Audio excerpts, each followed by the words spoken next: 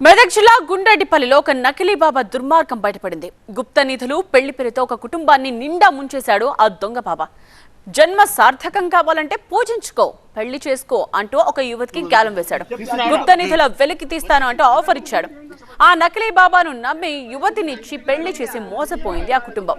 గుప్త నిధుల పేరిట ఇంట్లో తవ్వకాలు జరిపి ఏమీ దొరకపోవడంతో నకిలీ బాబా పరారైపోయాడు. వెళుతూ వెళుతూ ఆ కుటుంబానికి చెందిన నగలు డబ్బుతో మాయమయ్యాడు. ఇక నకిలీ బాబాని వెతికి పట్టుకుని చితక్కొట్టి పోలీసులకు అప్పగించారు ఆ గ్రామస్తులు.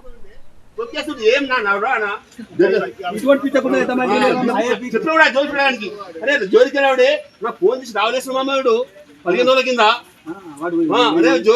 ముంగడికి వచ్చి మాట్లాడరా, నువ్వు ముంగడికి వదలరా, ముందర జోలికి రాడని చెప్పి